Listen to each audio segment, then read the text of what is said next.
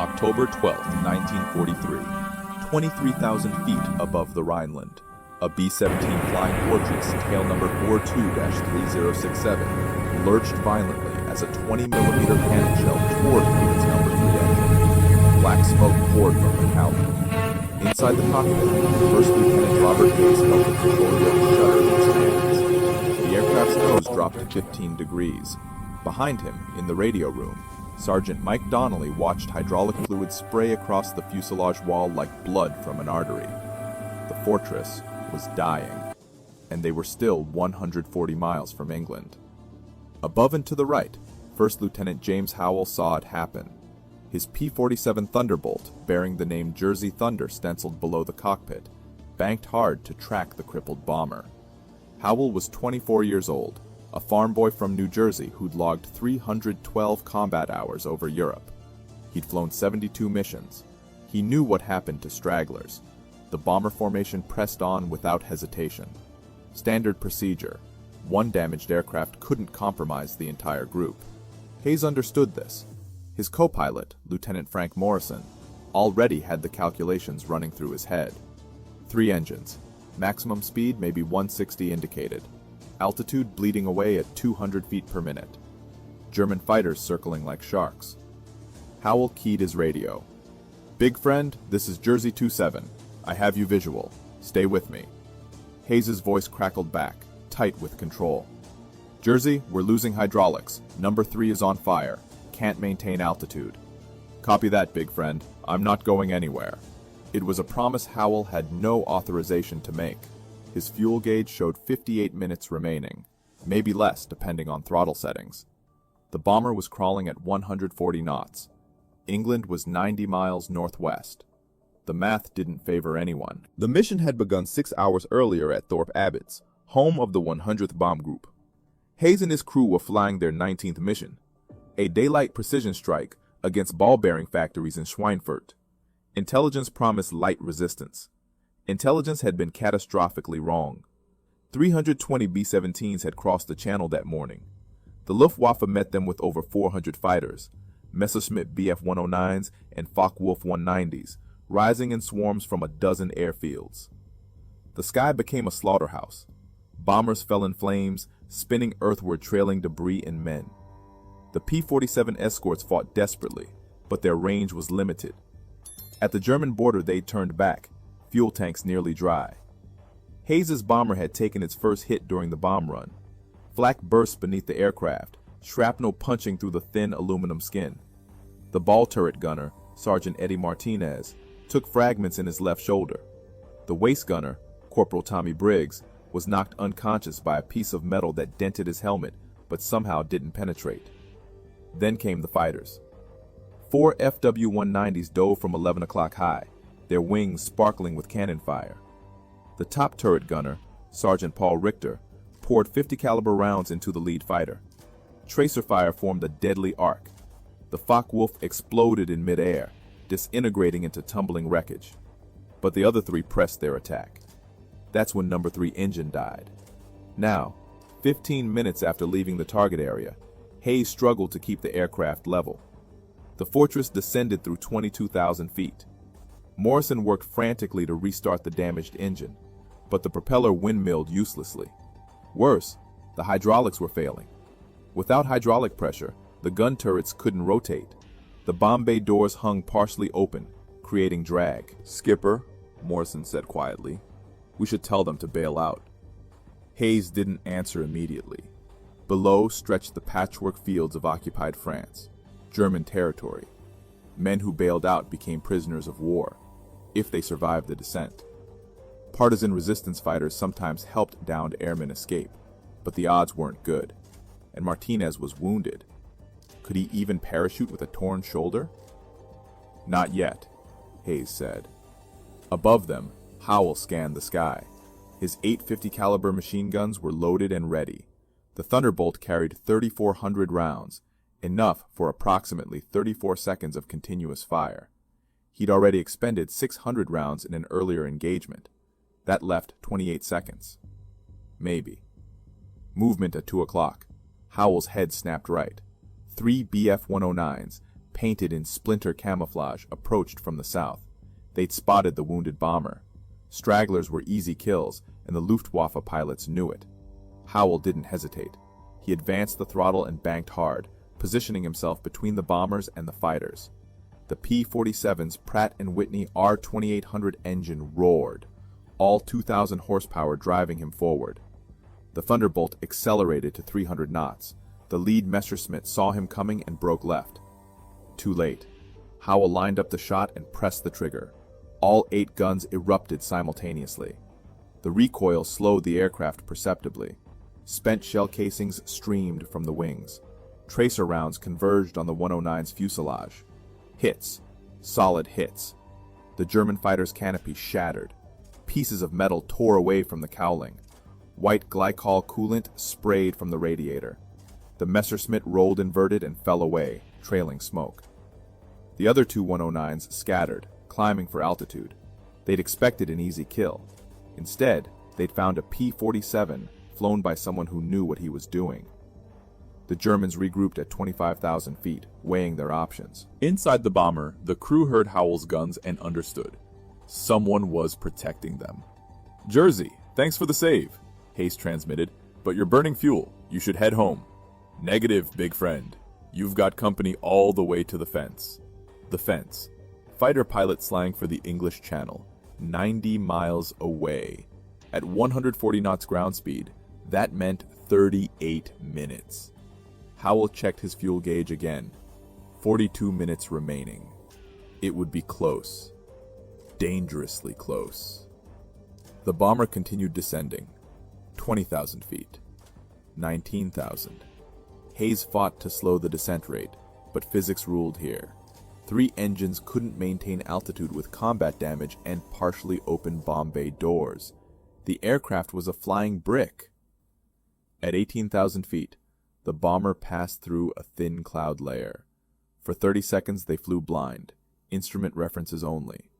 When they emerged into clear air, Howell immediately spotted trouble. 5 more fighters, BF-109s in a Vic formation, approaching from 12 o'clock level. The Germans had radioed for reinforcements.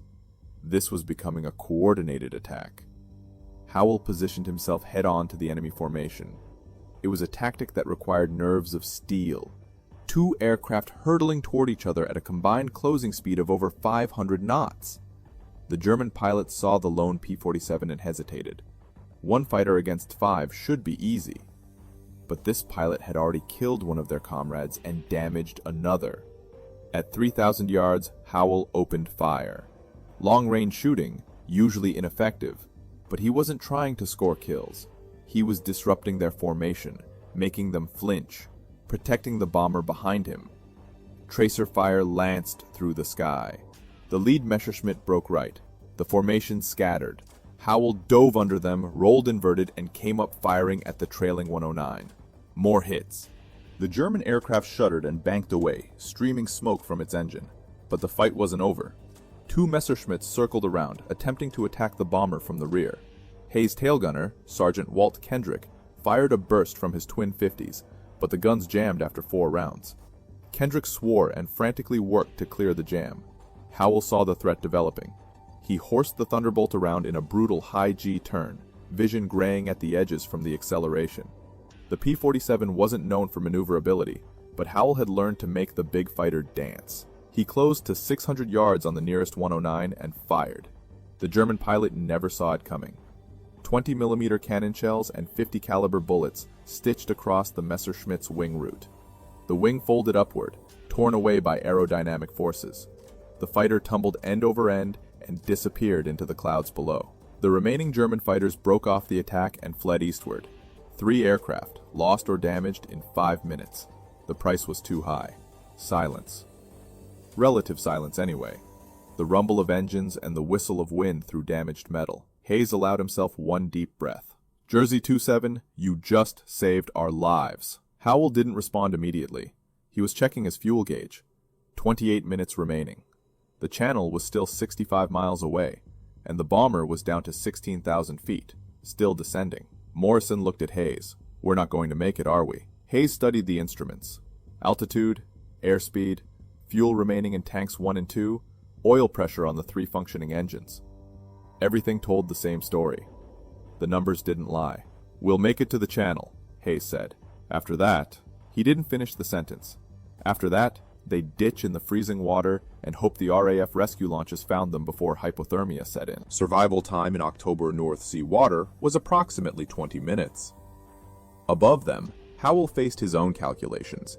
His fuel gauge now showed 23 minutes. The bomber was 58 miles from the English coast. At current speed, that meant 24 minutes of flight time. He'd run out of fuel 1 minute before the bomber reached safety. Howell made his decision.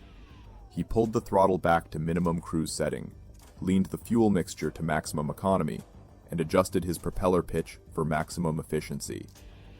Every trick he knew to stretch fuel endurance. Maybe, just maybe, he could squeeze out 2 more minutes. Below and ahead, the French countryside rolled past. Small villages, farm fields, roads where German trucks moved supplies toward the front. Enemy territory all the way to the water. The bomber descended through 15,000 feet.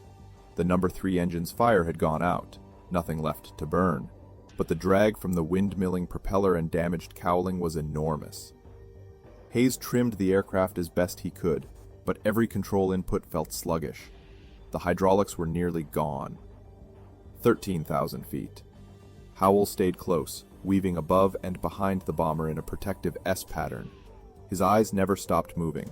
Scan the sky, check the fuel, scan again. Every German fighter pilot in northern France probably knew about the crippled bomber by now. And they were coming. 12,000 feet. The bomber punched through another layer of clouds. When they emerged, Morrison spotted them first. Fighters, 10 o'clock high. 6 contacts.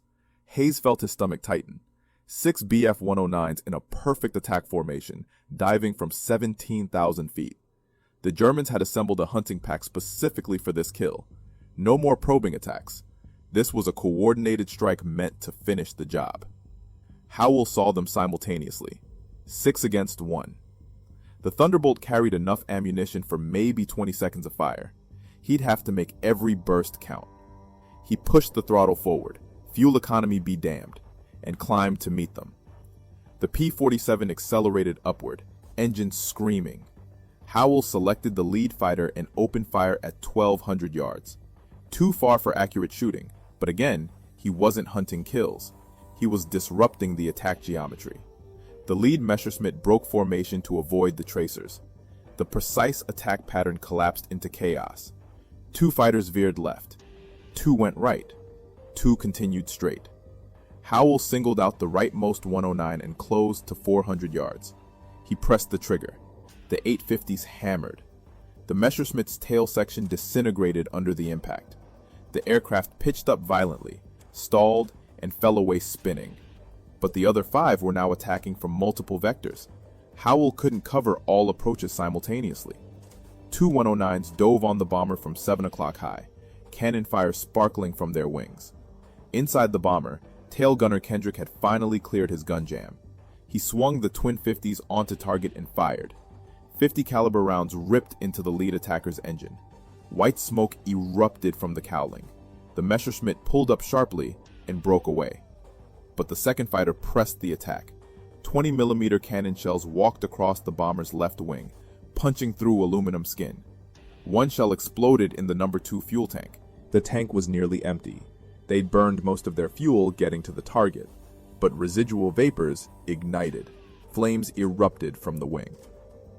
"Fire in number 2!" Morrison shouted. He reached for the engine fire suppression controls and pulled the handle. CO2 flooded the engine compartment. The flames flickered and died. But the damage was done. Number 2 engine was destroyed. The propeller seized, frozen in place. The bomber now flew on 2 engines. 2 engines out of 4. Altitude dropped through 11,000 feet.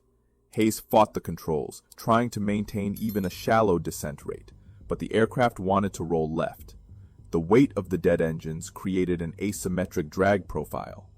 "Skipper, we gotta bail," Morrison said, louder this time. Hayes shook his head. "Not yet. Jersey still with us. And he was. Howell had engaged the remaining fighters in a savage dogfight at 10,000 feet. The Thunderbolt's rugged construction saved his life twice. Cannon shells struck his aircraft but failed to penetrate the armor plating behind the cockpit. One round tore through the left wing, missing the fuel tank by 18 inches. Howell destroyed one more Messerschmitt, a deflection shot from impossible angles that caught the German pilot completely by surprise. The 109 exploded midair, a brief orange fireball that left a black smudge across the sky. The remaining 3 German fighters finally broke off. They'd lost 3 aircraft trying to kill this one bomber. Their fuel was low. The engagement wasn't worth it anymore. Howell rejoined the bomber, now descending through 9,000 feet. His fuel gauge showed 11 minutes remaining. The English Channel was 42 miles ahead. At the bomber's current speed, that meant 18 minutes of flight time. 7 minutes short. Howell keyed the radio. "Big friend, I'm going to have to leave you soon. Fuel state critical." There was a long pause before Hayes responded. "Understood, Jersey. You've already done more than anyone could ask. Get yourself home." "Negative. I'll stay with you as long as I can." In the bomber's cockpit, Morrison leaned toward Hayes. "He's going to crash trying to save us." Hayes knew it was true. The math was simple and unforgiving. If the P-47 pilot stayed with them all the way to the channel, he'd run out of fuel over enemy territory. He'd have to bail out or crash land. Either way, he'd become a prisoner of war. 8,000 feet. The bomber's descent rate had accelerated to 300 feet per minute.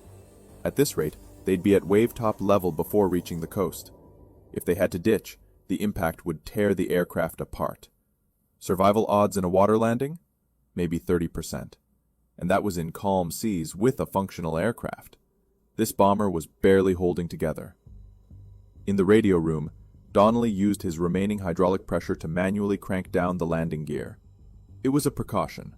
If they made it to England, they'd need wheels for landing.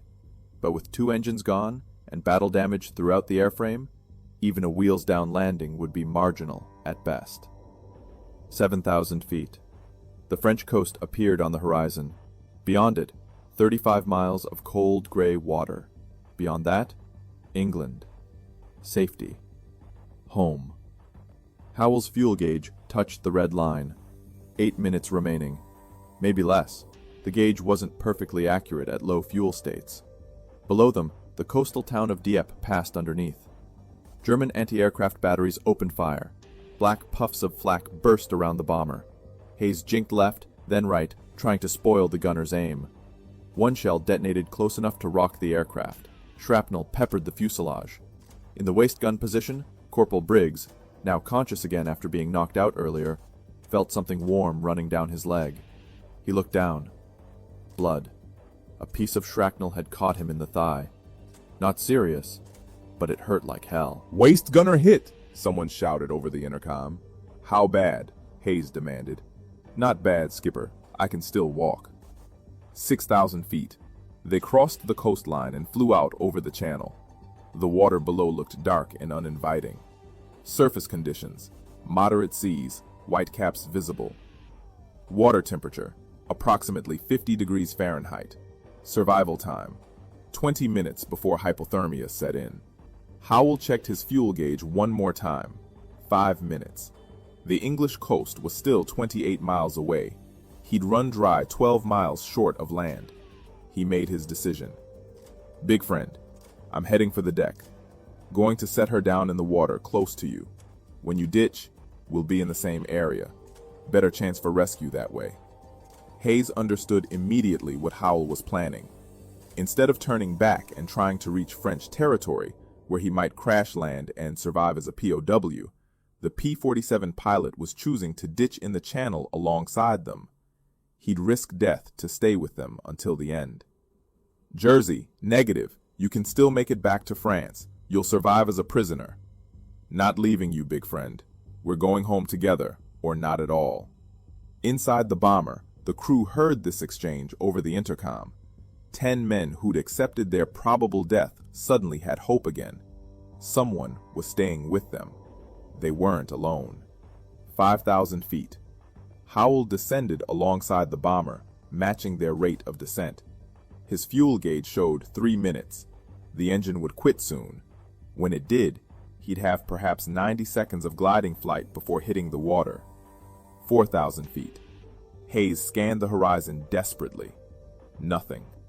No rescue boats, no ships, just empty ocean. 3,000 feet. Howell's engine coughed once, the first sign of fuel starvation. He switched fuel tanks, hoping to squeeze out another 30 seconds from residual fuel in the lines. 2,000 feet.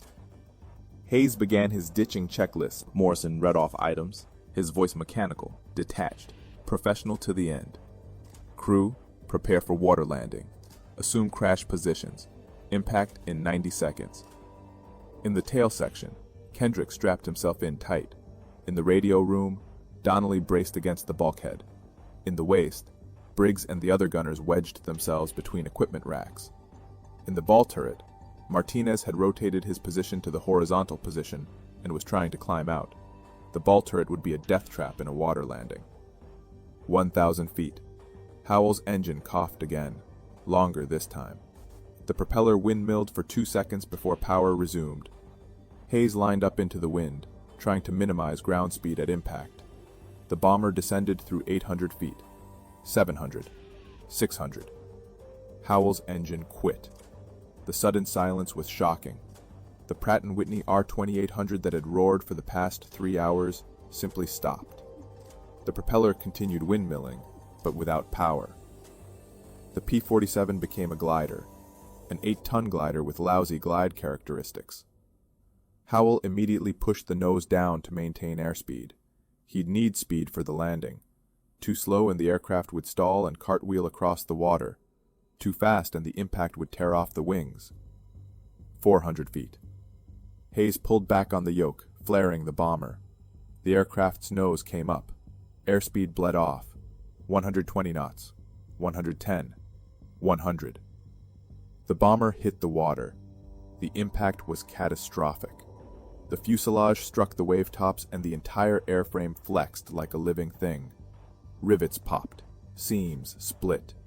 Water exploded upward in huge plumes. The bomber skipped once, twice, then settled into the water and began sliding forward in a fountain of spray. Inside, the crew was thrown forward against their restraints. Equipment tore loose and became projectiles. The bombardier, Lieutenant Carl Vickers, felt his shoulder dislocate as he slammed into the instrument panel. Martinez, still climbing out of the ball turret, was crushed when the turret collapsed on impact. The aircraft slid for 300 yards before finally stopping. Water immediately began pouring through 100 cracks and holes. "Everybody out! Now!" Hayes shouted. The crew scrambled for exits.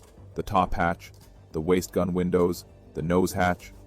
Morrison kicked open the escape hatch above his seat and pulled Hayes toward it. "Come on, skipper!" They tumbled out onto the wing. The bomber was already settling, tilting to the left where the water rushed in through damaged sections. The aircraft had maybe 2 minutes before it sank. 200 yards away, Howell fought his own battle. The P-47 hit the water nose first at 90 knots. The engine, weighing over 2,000 pounds, drove downward like an anchor. The aircraft flipped forward, and Howell was slammed against the instrument panel. His head struck the gun sight. Blood ran into his eyes. Water flooded the cockpit. Cold. Shockingly cold. Howell gasped and fumbled for the canopy release. His hands were numb. Everything was numb. He pulled the emergency release handle and the canopy separated. Water rushed in. Howell pushed himself up and out, fighting against the weight of his flight gear and parachute. The aircraft was sinking fast, dragging him down. He struggled free just as the tail disappeared beneath the surface. He surfaced, gasping, and saw the bomber 400 yards away. Men were jumping from the wings into the water. Orange life rafts deployed. At least some of the emergency equipment still worked. Howell inflated his Mae West life vest and began swimming toward the bomber. Every stroke was agony. The cold water sapped his strength. His flight boots felt like lead weights. He reached the nearest life raft and hands pulled him aboard. Hayes's face appeared above him. Jersey! You crazy bastard! You actually did it! Howell couldn't speak. He was shaking too hard from the cold. Someone threw a blanket over him. They counted heads. 8 men in the first raft, 3 in the second, 11 total. But there should be 10 bomber crew and 1 fighter pilot. That was 11. Everyone had survived the landing. Wait, someone was missing. "Where's Martinez?" Hayes demanded. Silence.